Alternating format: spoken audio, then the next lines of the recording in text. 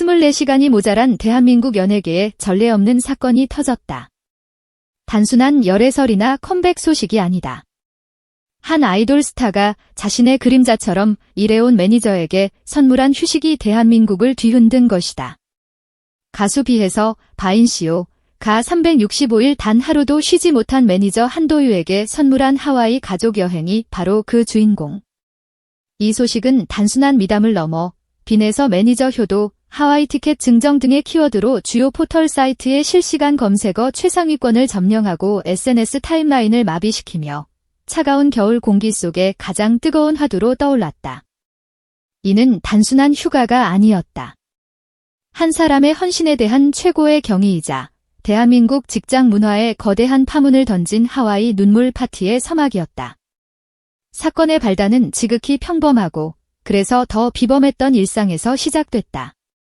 서울 서쪽 끝, 아직 어둠이 채 가시지 않은 새벽 4시 반. 매니저 한도유는 낡은 카니발 뒷좌석에서 식어버린 커피를 홀짝이며 밤새 수십 번도 더 확인한 스케줄표를 노려보고 있었다.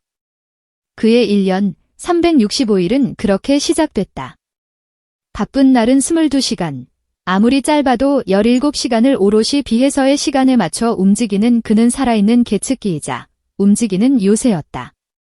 팬들은 무대 위에서 화려한 스포트라이트를 받는 비해서에게 열광했지만 그 빛이 무대 뒤 수많은 그림자의 헌신으로 만들어진다는 사실을 아는 이는 드물었다. 도유는 그 그림자의 중심이었다. 비해서가 마실 물의 온도를 맞추고 리허설 동선 바닥에 빗물이 스며들까 본드 테이프를 붙였다. 마이크 밸런스가 아주 미세하게 튀어도 엔지니어에게 달려가 재조정을 부탁하는 그의 모습은 집요함을 넘어 처절하기까지 했다. 해외 투어 중 발목을 접질리고도 진통제로 버티며 무대를 마친 비해서의 곁을 밤새 다음 앨범 멜로디를 흥얼거리느라 도시락을 절반도 먹지 못한 비해서의 옆을 묵묵히 지킨 것은 바로 도유였다. 그는 단 한 번도 힘들다는 내색을 하지 않았다. 그의 피로는 침묵 속에 쌓여갔고 그의 헌신은 당연함 속에 묻혀가는 듯했다. 시즌 마지막 공식 스케줄이 끝난 오전 11시 40분. 스튜디오의 상징과도 같은 빨간 돈 AIR 램프가 꺼지자 허탈한 공기가 흘렀다. 도유는 여느 때처럼 비해서의 인이어를 건네받으며 오늘도 완벽했어요 라고 속삭였다. 바로 그때 비해서가 입을 열었다. 도윤 매니저님, 잠깐 회의실로 같이 가실래요? 늘 스케줄과 장비로 어수선했던 회의실 테이블 위엔 그날따라 생경한 물건들이 놓여 있었다. 카키색 봉투, 형광장미로 장식된 액자, 그리고 두툼한 여행 가이드북. 모든 스태프가 어리둥절한 표정으로 서로를 쳐다보는 가운데 비해서가 봉투를 가리키며 나지막이 말했다. 그 목소리는 스튜디오 전체를 뒤흔드는 충격파가 되었다. 순간 도유의 세상이 멈췄다. 그의 손에 들린 봉투 앞면엔 휴식권이라는 단 3글자가 선명했다. 비해서는 말을 이었다. 매니저님께서 지난 1년 동안 단 하루도 쉬신 적 없잖아요. 그래서 다음 달 첫 주, 열흘짜리로 가족 여행 전체를 예약해놨어요. 항공, 숙소, 액티비티 전부 풀 패키지입니다. 대표님께 보고만 하고 그냥 날아가시면 돼요. 도유는 떨리는 손으로 봉투를 열었다. 안에서는 하와이 항공권 바우처와 빼곡한 여행 일정표가 부드럽게 펼쳐졌다. 호놀룰루, 마우이, 빅아일랜드를 잇는 동선, 6인 가족을 위한 넉넉한 호텔방 4개, 대형 렌터카 예약 확인증. 그리고 마지막 페이지엔 스노클링, 헬기 투어, 폴리네시안 민속 디너쇼까지 그가 평생 상상조차 해본 적 없는 꿈의 목록이 적혀 있었다.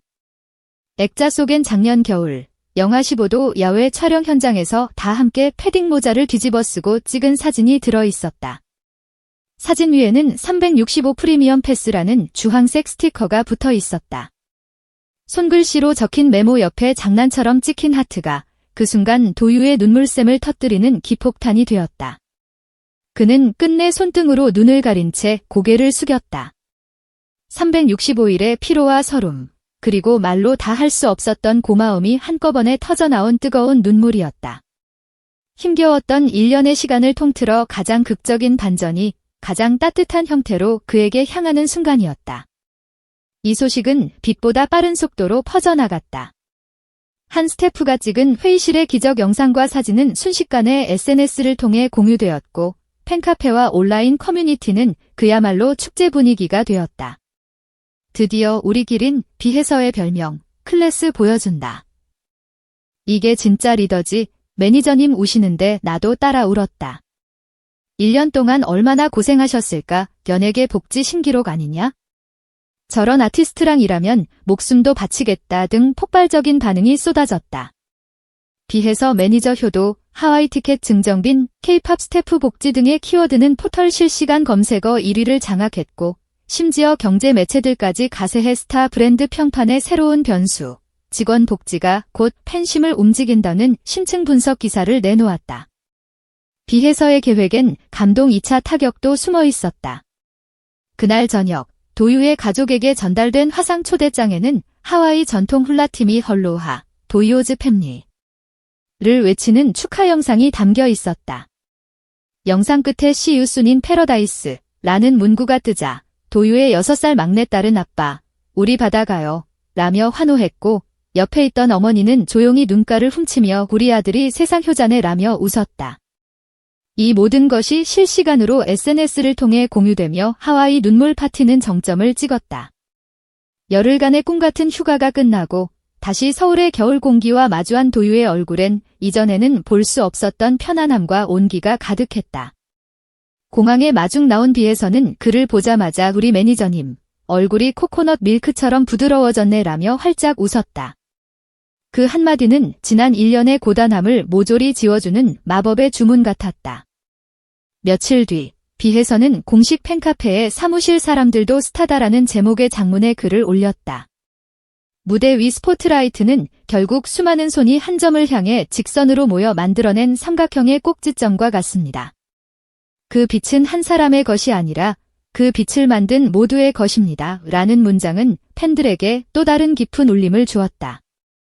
이 사건은 단순한 해프닝으로 끝나지 않았다. 비해서가 던진 파장은 문화와 제도의 경계를 넘어 실제적인 변화를 이끌어냈다. 여러 신생기획사에서 매니저 버티컬 휴가 제도 도입을 검토하겠다는 소식이 들려왔고 아티스트와 스태프의 관계를 재조명하는 업계 내부 포럼이 열리기도 했다. 그리고 다시 이른 새벽 스튜디오 복도. 비해서와 도유가 나란히 걷고 있다. 하지만 이번에 도유의 손에 들린 것은 두툼한 스케줄표가 아니라 하와이에서 가져온 작은 조개 껍데기였다.